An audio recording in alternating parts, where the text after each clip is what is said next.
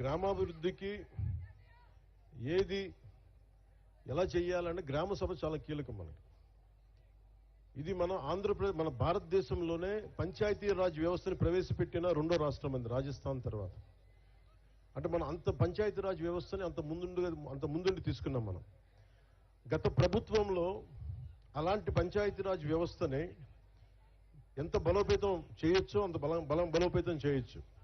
కానీ దురదృష్టం, గత ప్రభుత్వం దాదాపు 51,000 కోట్లు, ఇంకా సరిగ్గా చెప్పాలంటే 50 కోట్ల, గత ప్రభుత్వం 41,000 కోట్ల రూపాయలు జాతీయ ఉపాధి హామీ పథకం కింద ఖర్చు పెట్టామని చెప్పి కేవలం 15,000 కోట్లు మాత్రమే ఖర్చు పెట్టిన, అంటే కనిపిస్తున్నాయి రోడ్ల మీద మనకి ఖర్చుగా. రోడ్లు కానీ, సగటు మనకి అవసరాలు కానీ, మౌలిక అవసరాలు కానీ ఏమీ చేయలేకపోయారు. ఈ మిగతా 25,000 కోట్లు ఏమైపోయినాయో, ఎట్లా వెళ్ళిపోయినాయో ఎవరికీ తెలియదు. అంటే నిజంగా ఒక పని జరగాలి అంటే గ్రామ సభ తీర్మానం చేయాలి. పంచాయతీ రాజ్ వ్యవస్థని బలోపేతం చెయ్యడానికి ఇది ఆంధ్రప్రదేశ్కి కాదు, భారతదేశానికే వెన్నెముక పంచాయతీ రాజ్ వ్యవస్థ. అందరూ నన్ను హోమ్ తీసుకోమని ఒకటే కోరుకున్నా. నేను అన్నా హజార్ అంటే పడి చచ్చిపోయాను చిన్నప్పుడు. మీకు తెలుసు, చిరంజీవి గారి సినిమా రుద్రవేణి సినిమా కూడా ఉంటుంది. అది అన్నా హజారే గారి ప్రేరణతో తీసింది. అంటే ఒక సర్పంచ్ ఎంత బలవంతుడంటే, ఎక్కడో మిలిటరీలో పనిచేసి రేలేగావ్ సిద్ధి, మహారాష్ట్రలో రేలేగావ్ సిద్ధి అనే గ్రామానికి వచ్చి అక్కడున్న పరిస్థితులు చూసి అందరూ మద్యానికి బానిసై మనకి కనీసం నీటి సౌకర్యం లేక పొలాలు ఎండిపోతా ఉంటే, గ్రామానికి అభివృద్ధి నోచుకోపోతుంటే ఆయన ముందుకొచ్చి ఆయన సర్పంచ్గా అయ్యి ఆయన ప్రారంభించింది వాళ్ళ రేలేగావ్ సిద్ధికే కాదు, మొత్తం దేశాన్నే కదిలించాడు. ఒక సర్పంచ్ కదిలించాడు. అది కూర్చోబెట్టి లోక్పాల్ బిల్లు కానీ, ఈ రోజున సమాచార హక్కు చట్టం కానీ, ఇవన్నీ ఆయన నాయకత్వంలో జరిగినాయి. అంటే ఒక సర్పంచ్ తలుచుకుంటే దేశాన్ని కదిలించగలిగే శక్తి ఉందనేది మన గ్రామాలు చూపించినాయి. అలాంటి 13,326 పంచాయతీలు కనుక బలపడితే, బలోపేతం అయితే, నిజంగా అభివృద్ధి దిశ వైపు వెళ్తే, మనందరం ఐక్యతగా ఉంటే ఆంధ్రప్రదేశ్కి ఎన్ని లక్షల కోట్లు వీళ్ళు అప్పు చేసిన అప్పులను తీర్చేయగలం. మనకు అంత శక్తి సమర్థత మనకు ఉంది. నేను అందుకని మీకు ప్రత్యేకించి ఎందుకు వచ్చాను, నేను మైసూరావారిపల్లి కంటే నేను రైల్వే కోడూరు, ఇది ఉద్యాన పంటలకి సంబంధించిన ఇది రాజధాని. ఇది ఇక్కడ నేను చాలాసార్లు ఇక్కడి నుంచి మామిడి చెట్లు తీసుకెళ్తే రుచి వస్తుందని చెప్తుంటాను. నేను అదే చెప్తున్నాను, ఇక్కడి నుంచి రుచి రాదు. ఈ నేల తాలూకు సారం ఇది, ఈ నేల తాలూకు విశిష్టత. ఇక్కడ పండు అంతే. ఇది అరటి పండు కానీ ఏదన్నా కానీ ఈ నేల తాలూకు సారం, విశిష్టత దీనికే ప్రత్యేకం తప్ప ఇంక ఏ జిల్లాకి ప్రత్యేకం కాదు. నేను ఒకటే అనుకున్నా, రాయలసీమ అంటే ఎందుకు పారిపోతారు అందరూ, ఎందుకు గొడవలు జరగాలి ఇక్కడ? రాయలసీమ తాలూకు విశిష్టత ఎంతమందికి తెలుసు? రాయలసీమ అనగానే వాళ్ళు కూర్చోబెట్టి గొడవలను ఇవి కాదు. రాయలసీమ చదువుల నేల ఇది. కోస్తా జిల్లాల కంటే ఎక్కువ గ్రంథాలయాలు ఉన్న నేల ఇది రాయలసీమ. అలాంటి గొప్ప నేల ఇది. అలాంటి గొప్ప నేలకి అభివృద్ధి లేక ఎక్కడో గల్ఫ్ కంట్రీలకు వెళ్ళిపోతా ఇవన్నీ ఎందుకు జరగాలి అనేది నాకు ఎప్పుడు తాపత్రయం ఉండేది. ముఖ్యంగా రాయలసీమ యువత మీకు ఎంత తెగింపు ఉందంటే, నేను ఒకటే చెప్తా, కర్నూలుకి సుగాలి ప్రీతి సమస్య వచ్చినప్పుడు నేను కర్నూలుకి వస్తే 1,50,000 మంది యువత వచ్చారు. నేను ఆశ్చర్యపోయేవాడిని. అలాగే మన రైల్వే కోడూరులో నాకు విజయం అని ఎప్పుడు తెలిసిందంటే, నేను మనకి గౌరవ ముఖ్యమంత్రి నారా చంద్రబాబు నాయుడు గారు మేము ఇక్కడికి వచ్చినప్పుడు ఆ ప్రవాహం, ఆ జన ప్రవాహం చూసి, జన సునామీ చూసి మనం ప్రభుత్వాన్ని స్థాపిస్తున్నామని నాకు బలమైన భావన కలిగింది.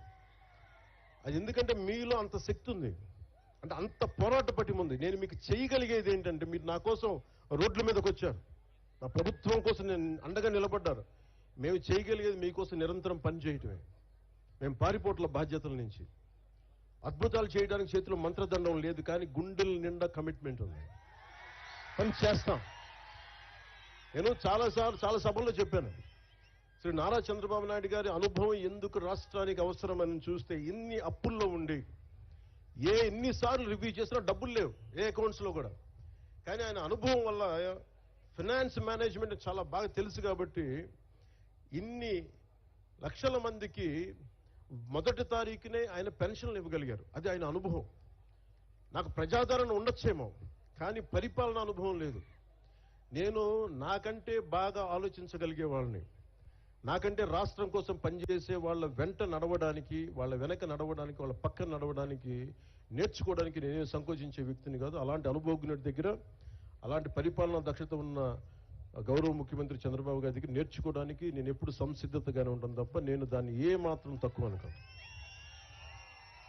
ఇది ఎందుకు మీకు దృష్టికి తీసుకొస్తున్నానంటే, ఇన్ని కోట్ల మంది ప్రజలకి ఒక నాయకులు సరిపోరు. చాలా మంది నాయకుల సమూహం కావాలి. అది గ్రామాల నుంచి రాష్ట్రాల దాకా నాయకుల సమూహం కావాలి.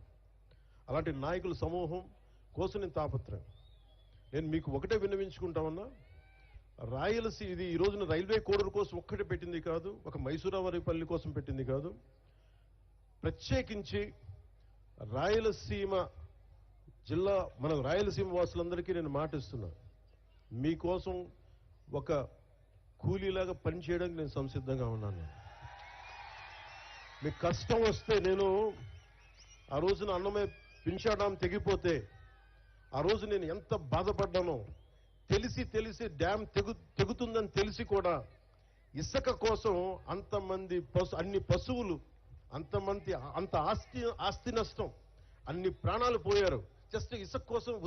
తెలిసి కూడా ఇసుక తవ్వుకోవడం కోసం డ్యాము నిండిపోతుంది, తెగుతుంది, కట్ట తెగుతుందని కూడా వదిలేశారు. నాకు బాధ్యత, నాకు నిజంగా ఆ రోజున ఎంతమంది యువత వచ్చి బాధపడతా ఉంటే నాకు అనిపించింది, నిస్సహాయత అనిపించింది నాకు.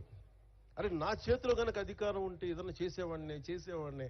నేనైతే ఒక పార్టీ నాయకుడిగా మాట్లాడగలను, వేదన పడగలను, పోరాటం చేయగలను, కానీ చేతిలో శక్తి లేదే అని నిజంగా ఆ రోజు నేను భగవంతుని ప్రార్థిస్తే, ఆ ప్రార్థనే మీ వల్ల ఈరోజు నేను డిప్యూటీ సీఎంగా మీ ముందు నుంచున్నాను. ఈరోజు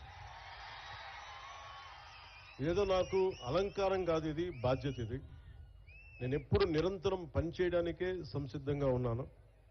మీకోసం అహర్నిశలు పనిచేస్తాం. గ్రామ సభ చాలా కీలకం.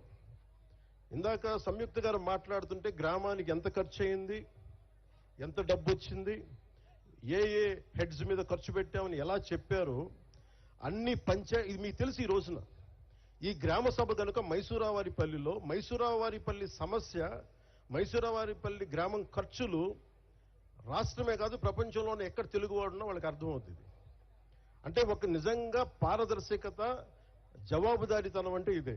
ఆవిడ క్లీన్ గా చెప్పారు. అలాంటిది మీకు దాదాపు 41,000 కోట్లు ఖర్చు పెట్టారు. మన డబ్బు అది, గత ప్రభుత్వ నాయకులు డబ్బు కాదు, మన డబ్బు అది, మన శ్రమ, మన రక్తం ధారపోస్తే వచ్చిన డబ్బు అది. ఆ డబ్బును ఎవరు పట్టించుకోలేదు.